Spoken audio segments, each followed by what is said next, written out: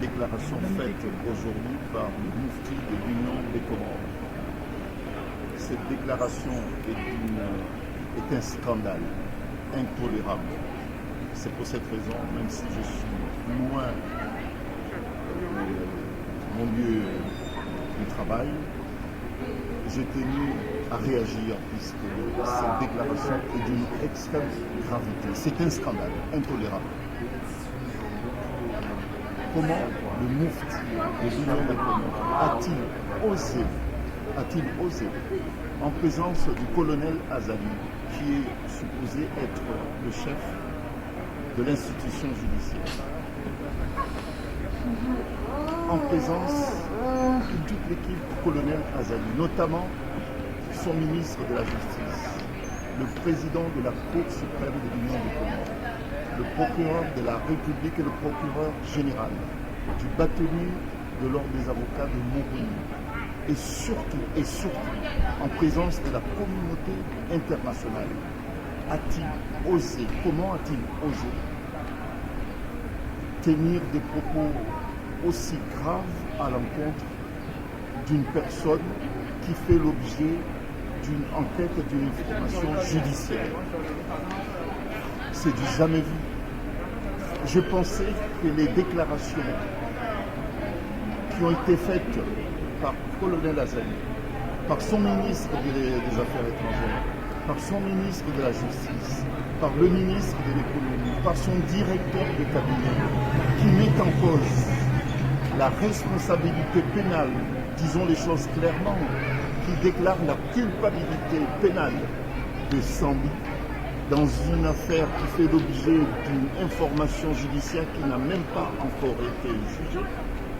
Je ne pensais pas qu'un fatwa allait être prononcé en présence de la communauté internationale, du moins c'est un représentant de la communauté internationale et du colonel Azali et de hautes personnalités judiciaires de notre pays, le président de la Cour suprême, le ministre de la Justice, le procureur de la République, le procureur général, le bâtonnier de l'Ordre des avocats de Moroni, venir dire que Sambi est l'ennemi numéro 1 des Comores, alors qu'il sait que Sambi fait l'objet d'une information judiciaire qui n'a pas encore été jugée. Il n'a pas encore été jugé.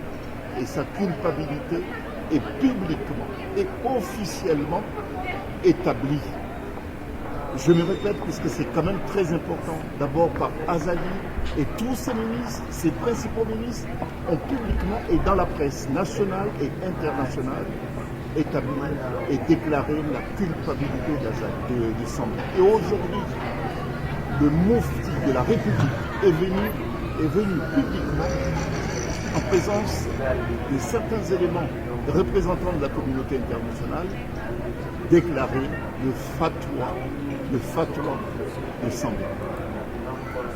En conséquence de quoi? En tant qu'avocat, puisque j'interviens en tant qu'avocat dans ce dossier, puisque c'est moi qui ai engagé la procédure dans l'affaire de la citoyenneté économique. Lorsque j'ai décidé d'engager cette procédure, c'était contre X. Elle n'a pas été dirigée contre qui que ce soit. C'est une procédure qui a été initiée suite au rapport de l'enquête parlementaire pour essayer d'en savoir davantage sur les détournements des fonds issus de la citoyenneté économique. Cette procédure n'a pas été engagée pour régler des comptes politiques entre Azali et ses adversaires. Je tenais à le dire. Mais si aujourd'hui j'interviens une nouvelle fois et publiquement dans cette affaire, c'est pour demander trois choses. Premièrement, qu'il y a une suspicion qui semble incontestablement établie contre les autorités judiciaires des Comores qui ne peuvent pas, en toute objectivité et dans la sérénité, juger ce dossier.